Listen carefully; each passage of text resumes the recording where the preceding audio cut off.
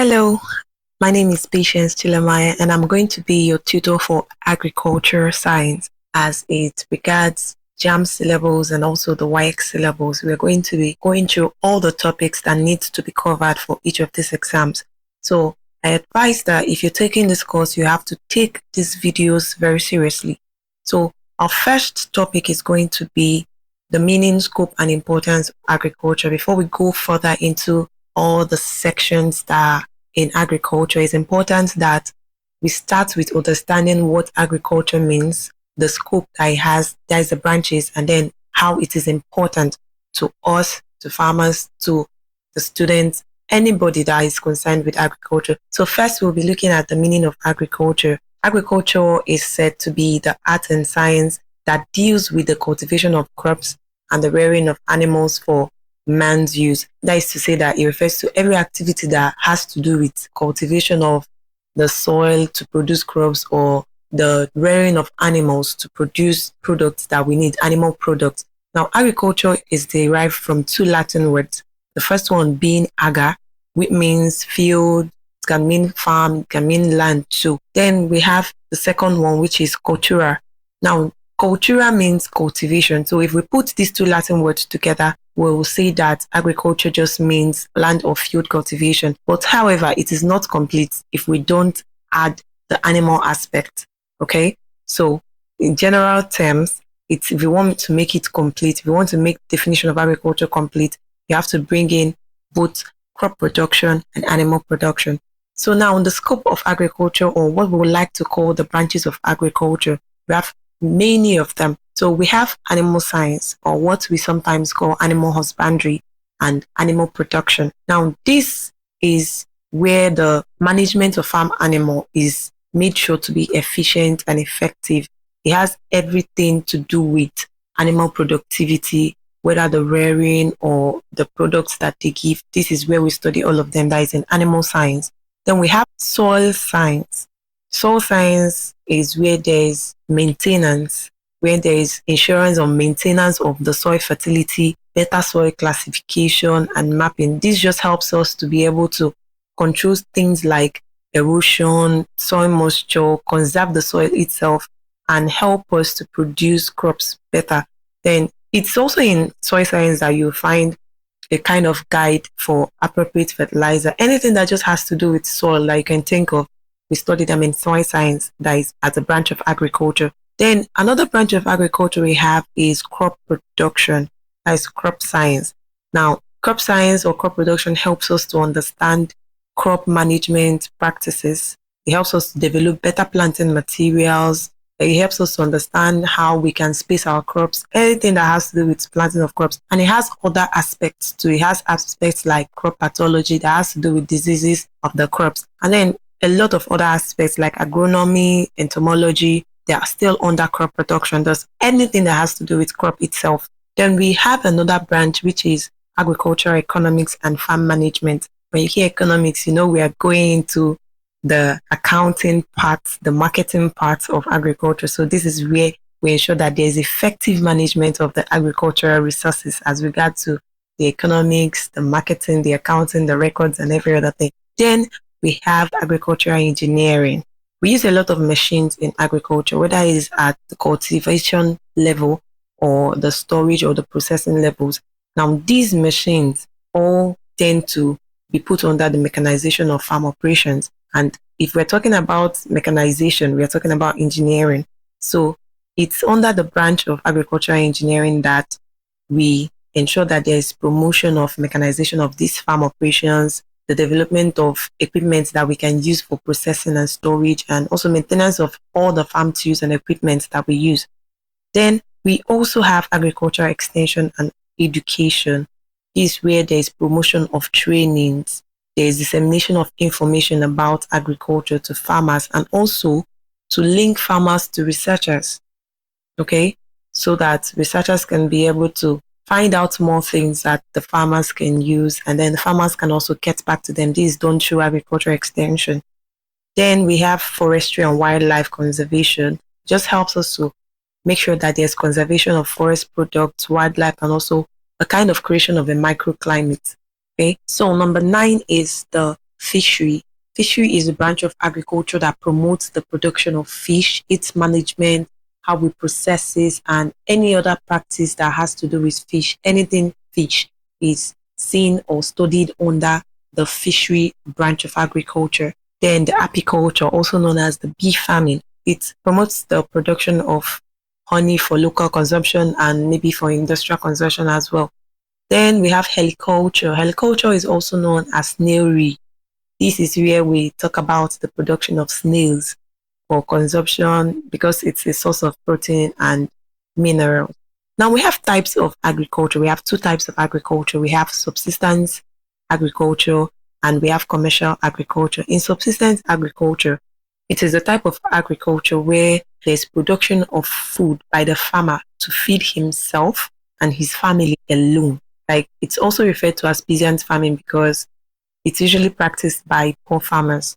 These farmers just produce in very small scale to be able to cater for their family and themselves, to be able to feed themselves, whether it's cultivation of crops or rearing of animals. And they usually use crude farm tools like the hoe, the cutlass, and the loom. Then if we're looking at the characteristics of this subsistence agriculture, there are a lot of them, but then we'll take a few. It's usually practiced on a small piece of land. You don't see a peasant farmer having hectares and hectares of land. It's usually their small piece of land that they maintain. And then it has traditional management employed. Now, they don't go out employing different people, a lot of people to come work because, first of all, the piece of land is small. And what they are cultivating, they are not cultivating for the whole community. They are doing so for just them and their families. Now, the cost of production for the subsistence type of agriculture is very low, as they don't need to employ labor, they don't need to go getting machines and etc. Anything that will increase cost of production. Now, they also provide direct employment for many citizens. It's just direct, like there is no having to go into maybe employing a farm manager or a farm accountant. This is just a direct kind of employment. Maybe they need someone to just make ridges on their farm, okay? Or they need someone to help them cut grass. This is how direct their employment is. Then the second type of agriculture we have the commercial agriculture. This is where agriculture comes in on a very large scale. It's a type of agriculture that is concerned with the production of food, cash crops in large quantities for sale. Now it's no longer the farmer himself that needs the crop. He's now cultivating for sale. Now this is usually practiced by rich farmers because they use complex farm machines like tractors, bulldozers, planters, harvesters, etc. You name it, they use it. Then the characteristics of this commercial agriculture is that it's practiced on a large piece of land, very large piece of land, and they have modern or scientific management that is employed there because obviously we need to employ people that can manage that kind of large piece of land, and we also need people that know how to handle the equipment that are there. Okay, then the cost of production is high because by the time you employ all these people, by the time you service the equipment that are used, and by the time that you are able to buy maybe raw materials that you need for the entire farm, you see that the cost of production is on a high level because of the size of the farm. And then skilled people are employed for different tasks. Now, you don't just go out there and pick anyone to handle a harvester or a plow. You have to pick someone that has experience, that is skilled in handling of farm machinery. Then the differences between subsistence and commercial agriculture, in case you've not picked it up from what we've explained already.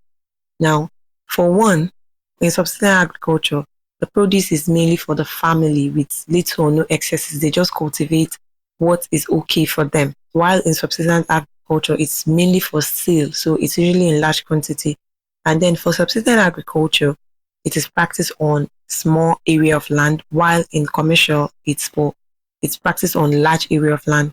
Then for subsistence agriculture, it is family labor that is used. Everyone in the family goes to the farm and you work your stuff out. While in the commercial agriculture, we need the skilled and mechanized kind of labor to be employed.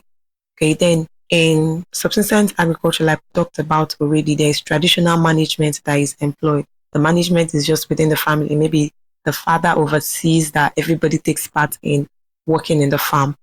Okay, then for commercial agriculture, there is modern or scientific management that is employed. Okay, then for production, Production in subsistence agriculture is on a small scale, while production is on a large scale in commercial agriculture.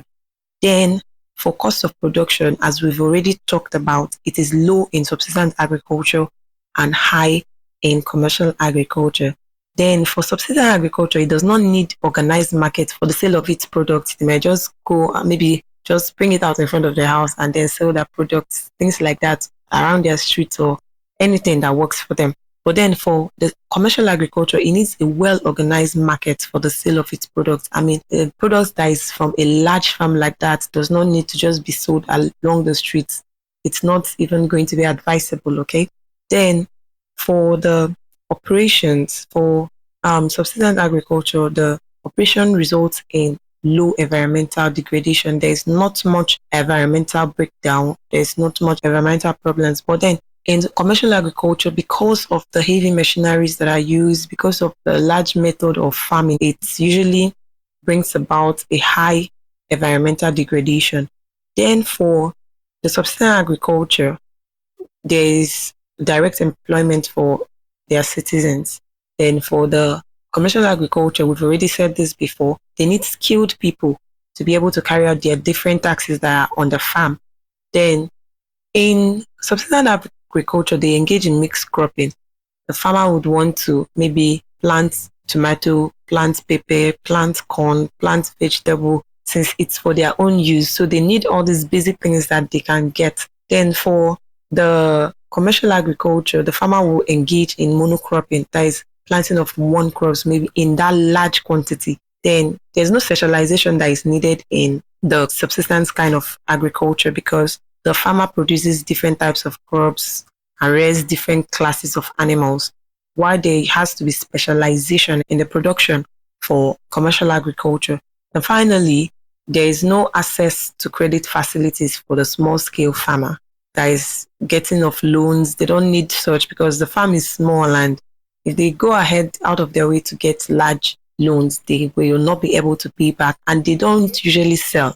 They cultivate for their own consumption. So how do they get back these loans? While for large, that is the commercial agriculture, they have access to credit facilities. Now, agriculture is important to us in different ways because first and foremost, the most basic importance of agriculture is that it produces food for us. There's provision of food, foods like maize, rice, yam, vegetables, fruits, meat, milk, etc. Anything that comes from cultivation of crops and rearing of animals, we get them in agriculture. Then there are also sources of materials for clothing that is seen in the hides of skin of animal, that we can produce clothing materials, shoes, belts, caps, etc. Even the cottons that we use for our textile production, it all comes from agriculture. Then they also provide us with materials for shelter and furniture, just like seen in timber that is used to make furniture. It's used to make building materials, windows, roofs, shelves, cabinets, a lot of things that the timber can be used for. So timber itself is coming from agricultural practices. So another one is that it provides income. Now, agriculture generates income for farmers and farm labor through sales of plants and animal produce, and then the wages or salaries. Now, this provision of income that brings about the part, this is just bringing about the part that you pay your workers by having sold these products that you've made from the farm. So there's a provision of income. Now there's employment for the working population, especially in the commercial type of agriculture. Labor is employed, okay? A lot of people get to work on the farm, whether in the livestock area or the crop area. So it's safe to say that it gives employment. Then there's the provision of raw materials for industries. There are some industries that we call agro-based industries. That is, they depend on agriculture for their raw materials. The agriculture now provides them with things like cotton and wool for textile, maybe coffee, cocoa, tea for those that are in the beverage industries, rubber latex for the tires and foams, etc. There are many agro-based industries. Then also, agriculture is a source of foreign exchange. It contributes significantly to foreign exchange, especially in Nigeria, because there is exportation of cocoa, coffee, granules, palm produce, timber to other countries. So country that is able to export a lot of produce will be booming in the area of foreign exchange. Okay. Then there's a provision of market for industrial goods. Now, finished products from these agro-aligned industries such as fertilizers, pesticides, herbicides, agropharmaceutical drugs, farm tools, a lot of things, as well as storage and processing facilities also, they help to boom, they help to raise the agricultural sector, thereby making sure that there is provision of market for industrial goods. Now, ninth one is say it helps in the development of rural area. Now, there are social amenities that come to rural areas because of their expertise, let's say, in agriculture. There is provision of good roads, electricity, pipe-borne water, schools and hospitals, anything that just makes sure that commercial agriculture or agriculture in whatever level is working just fine in an area. The government would like to make sure that this area has everything that they need to aid the production of this agricultural produce that is helping the nation, whether in exportation or foreign exchange. Now, finally, there's provision of facilities for recreation and tourism. This is where the game reserves comes in. There's also seen in the forest and wildlife conservation, where there's establishment of game reserves, and it also helps produce animals like horse for horse racing and polo, a lot of them. So, as we've seen the whole in this video, we'll see that agriculture is something that is very close to us. It's not something that is random, and it's something that is also very important to us to study. So as you've understood this, I hope that you sit tight and join us, follow through as we go into the topic in full that has to do with agriculture and be able to ace your exams wherever agriculture is concerned.